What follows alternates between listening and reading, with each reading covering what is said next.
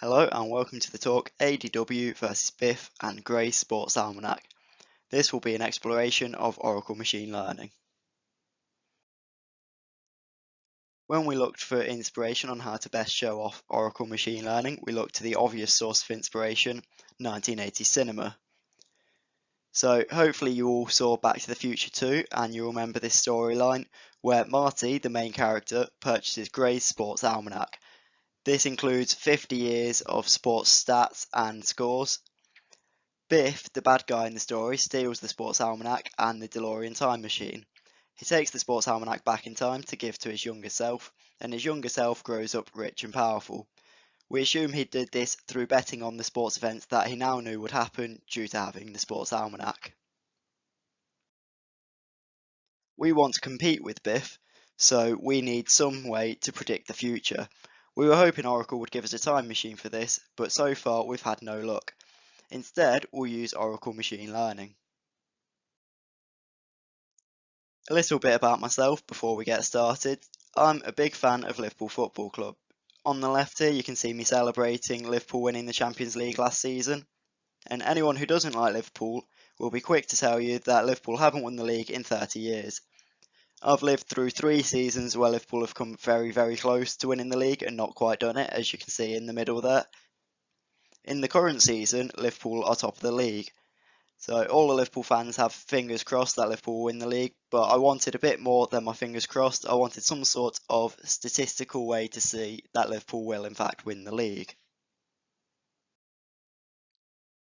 So how do we go about making a prediction? We start by looking at the past. So in the last season, the points were scored mostly in the Northwest and in London, as you can see on the map on the left. And there are other factors which correlate with how many points were scored by teams on the right.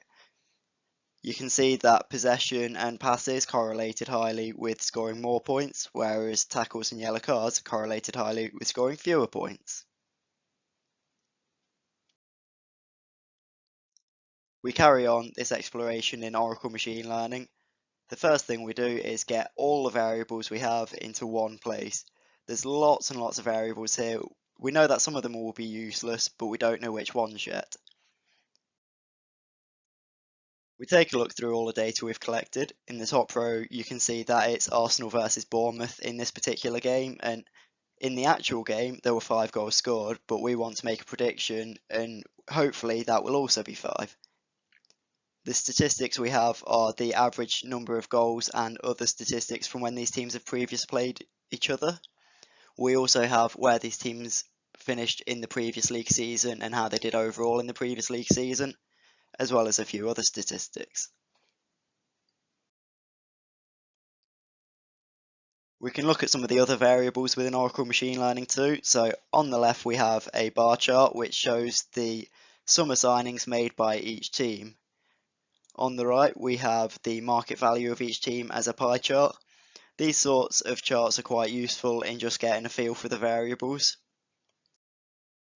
Scatter plots are also a very useful way to explore the data. So if we want to predict how many goals the home team will score, we can plot this against POS-diff here, which is the difference in positions between the two teams playing. So if the home team finished first in the previous season, the away team finished 10th, then the POS-diff is -9. 1 minus 10 is -9. We can see the negative correlation between the POS-diff and the home goals. So this is to say that if the home team finish better than the away team in the previous season, we expect them to score more goals. To explore the data statistically, we use something called attribute importance. So we dump all of our variables in and out comes the bottom left part, which shows the attribute importance values. So this is the importance in predicting the number of goals the home team will score. We can see at the top of the table that value diff, the difference in the market values between the home and away team, is the single most important variable in predicting how many goals the home team will score. We get an attribute importance value for each of the different variables. A higher score is better, and it goes all the way down to 0, where 0 means there is no importance to the variable at all, and you may as well discard it, not use it in any models. We can see the same data plotted on the right just to give a better feel of how large these values are.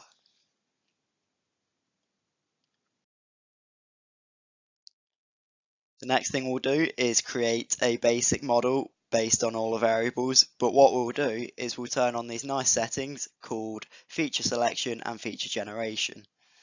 What feature selection does is it combs through all of the different variables we've put in and it removes any that aren't statistically significant. Feature generation goes through the variables as well, but it tries multiplying different variables together to see if this creates a new, more useful variable. This is the results of the basic model. So what we get is just two different variables going into the model. The first being value difference, the difference between the market values of the teams. And then the second feature is actually a multiplication of two different variables.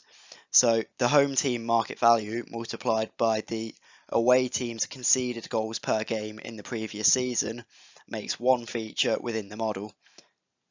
You can see on the right that the p-values are very small. This is a good thing, as when we create a model, we want p-values below 0.05 to tell us that these are significant variables. If we want to get more variables in, we can lower the statistical significance of the model. In the previous model, it was a 0.95, so 95% statistical significance. In this one, we're lowering it to 0.9, which is 90%. This gets us more variables into the model, so value difference is still here, market value times by away conceded per game is still here, but we've also picked up the home market value as its own feature and the number of goals the home team scored in the previous season as its own feature.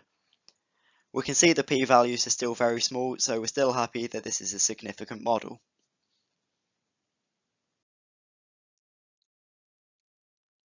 What we do next is create a different data set based on everything we've learned. So we've removed the useless variables and we've got more data points. So with this, we'll be able to create better models. When we do create models, we need some way to validate how accurate the model is.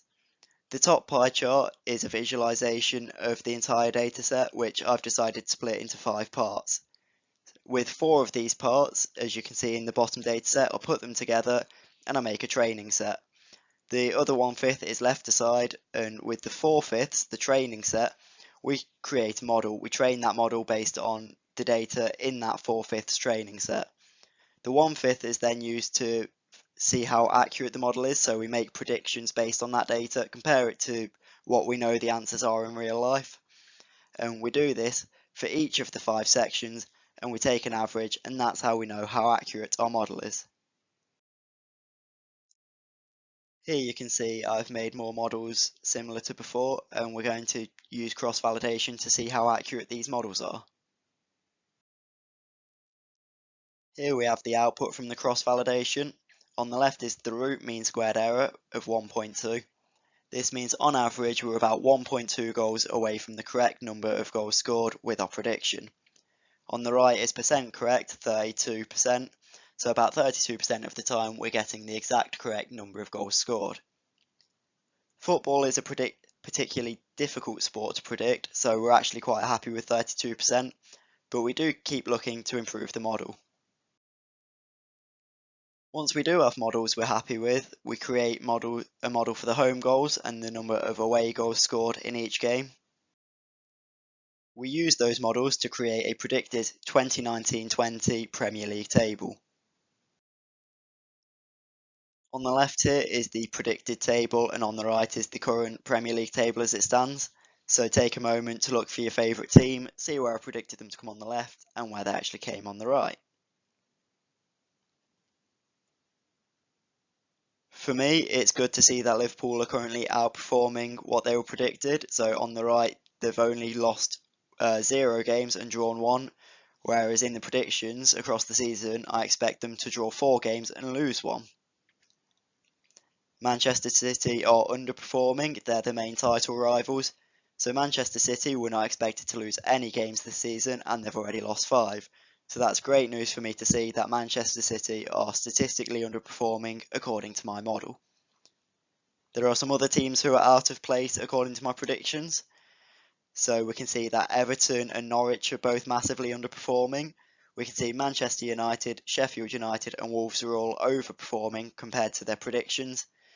However, there are still 14 games to go in the season, so we could see a lot of these balance out and we could see teams get a lot closer to where they were predicted.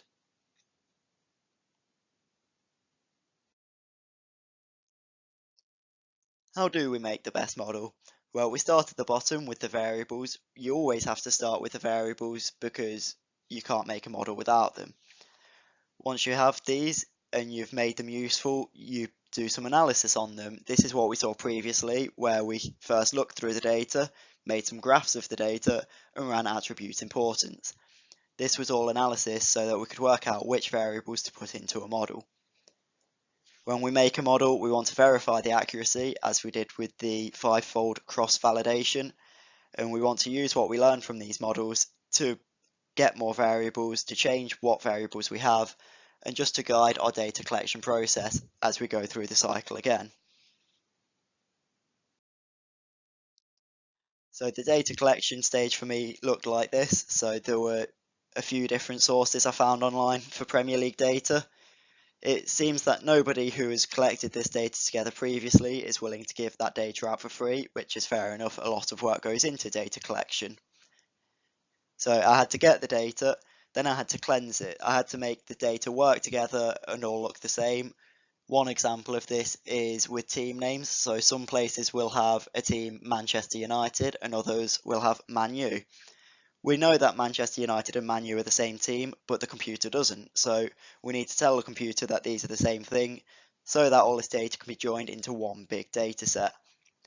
Once we have this big data set, we join it in the ADW, and this is the perfect place for it because Oracle Machine Learning sits on top of the ADW.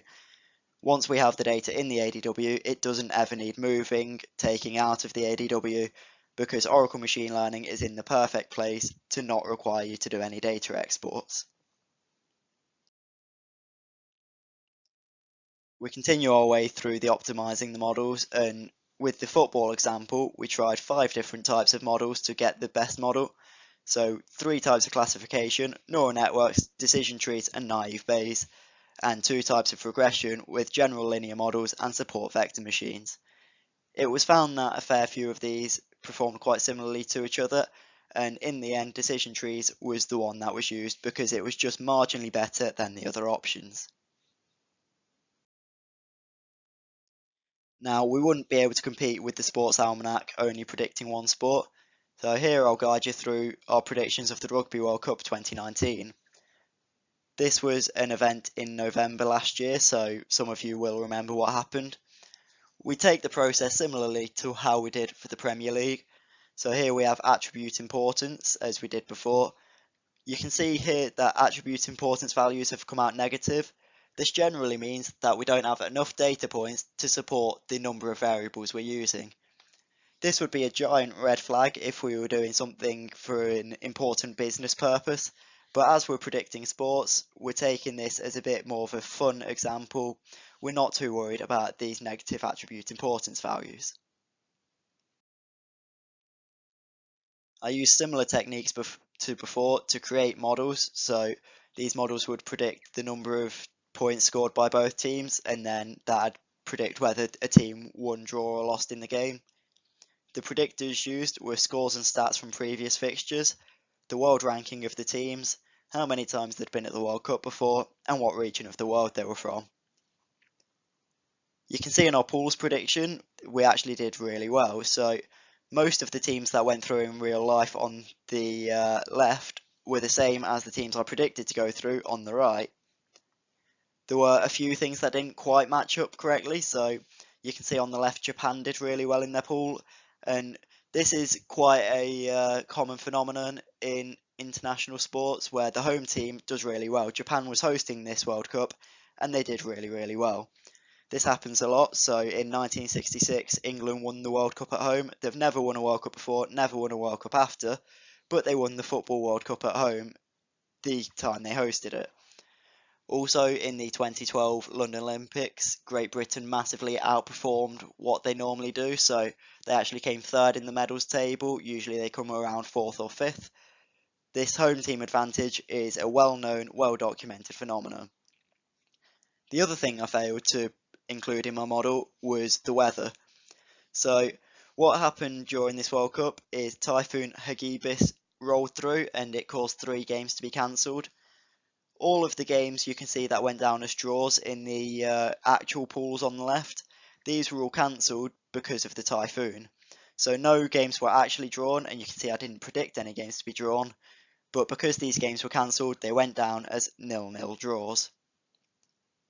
Perhaps a better model would include the predicted weather patterns, but sometimes you just have to accept you can't predict everything that's going to happen. Some things you have to write off as an act of God. I continued to use my model after the pool stage to predict the knockout stage. This led me to create a blog on the DSP website, and I went with the headline, "It's official, New Zealand will win the 2019 Rugby World Cup." On the right there you can see South Africa winning the 2019 Rugby World Cup. I didn't quite get that right, but in general the model performed really well. So New Zealand, who I predicted to win, ended up coming third, and South Africa, who did win, were predicted to come third. So these teams were still very close to where I predicted them to finish. On the whole, I had 75% of the games correctly predicted, which is really not bad at all for a sporting event. It's really hard to predict sports, so 75% is a really good outcome. Overall, we've competed quite well with Biff, and in the film, Biff actually loses the sports almanac as Marty goes back in time and burns the book. So we've definitely outperformed how Biff's done on the whole. Here you can see what I'm hoping the outcome of Oracle Machine Learning will be. So top left, Oracle creates Oracle Machine Learning. Then Phil, our Chief Technical Officer, has Oracle Machine Learning included with his ADW license. He gives that to me as the data scientist. I take that and create some models, and hopefully, in the bottom right, I grow up to be rich and powerful. I need your help with this part, so if you want to help me along with this journey, get in contact.